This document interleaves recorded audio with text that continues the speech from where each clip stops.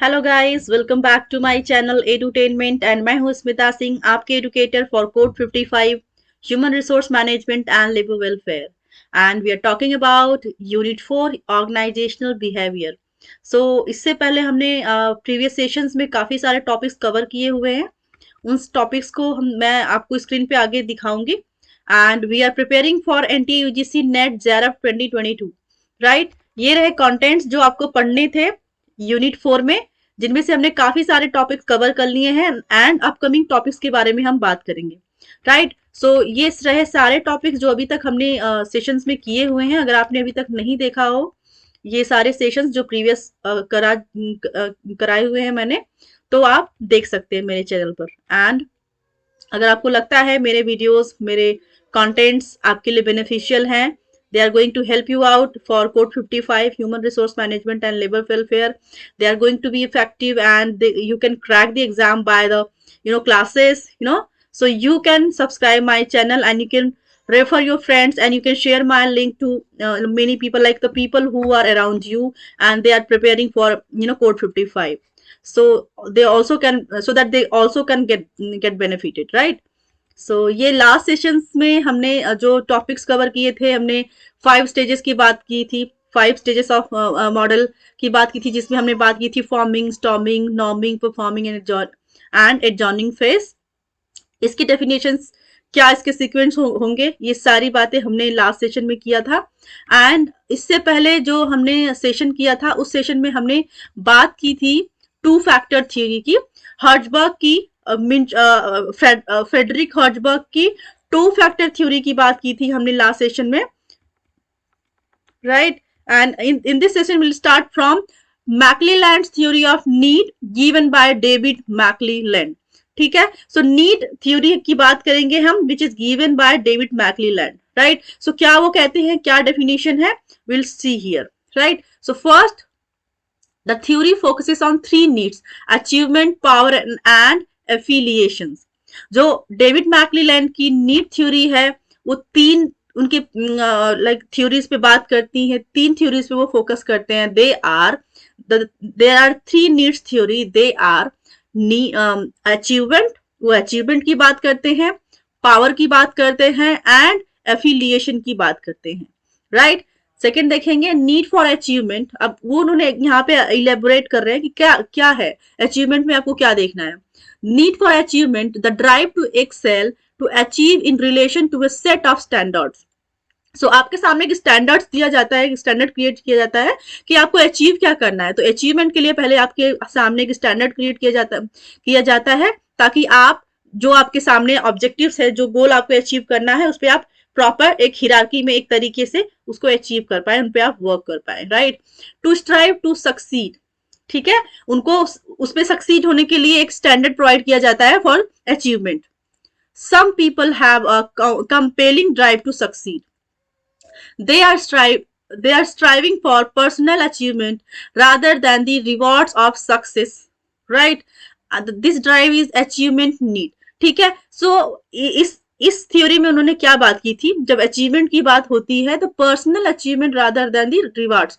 तो ठीक है, यहाँ पे जो पर्सन की, जो पर्सनल अचीवमेंट की बात करता है, ना कि एक ऑर्गेनाइजेशन की बात करता है, ना कि वो एक सक्सेसफुल या फिर रिवॉर्ड की बात करता है। ऐसा नहीं कि वो अपना इनपुट दे रहा है तो इसका मतलब कि इसलिए उसकी चाहत है कि उसको लोग अवार्ड दे, उसको अप्रिसिएट करे, नहीं, वो सिर्फ पर्सनली करता है, ठीक है।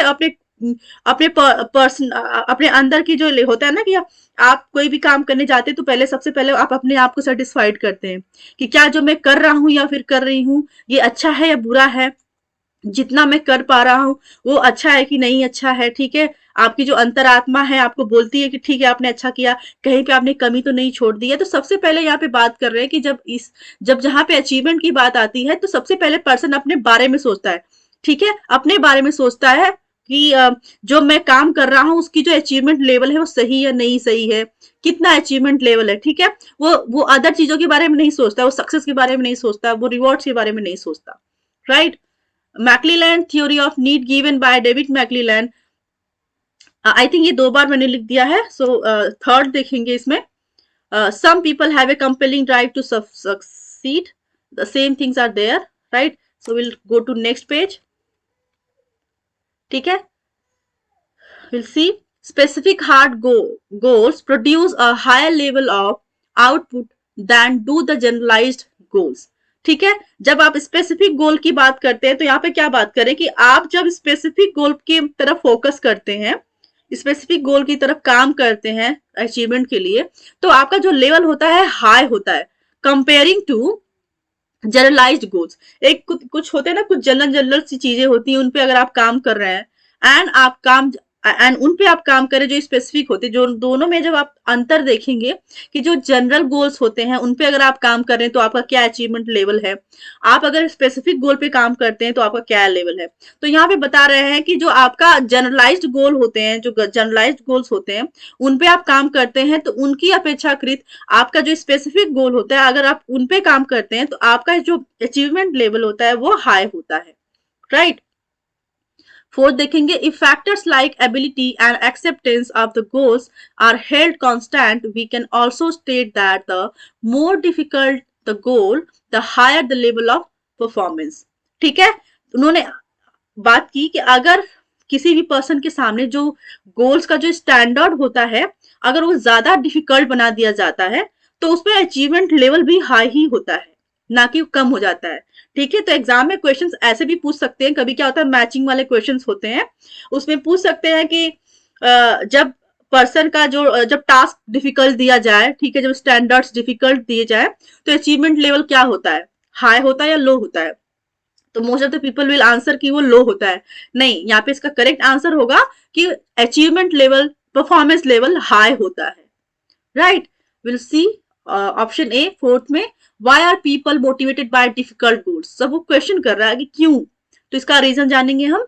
Challenging goal set are attention and thus tend to help us focus. ठीक है, जब चीजें आपके सामने चैलेंजिंग हो जाती है, ठीक है, डिफिकल्ट डिफिकल्ट बनाने का एक मोटो होता है कि अगर आपके सामने डिफिकल्ट चीज दी जाती है, ठीक है, तो उसके पीछे एक साइकोलॉजी होती है। साइकोलॉजी ये होती है कि आपके लिए वो चैलेंजिंग बनाया जाता है ताकि आप उस पर बिल्कुल फोकस होके काम करें।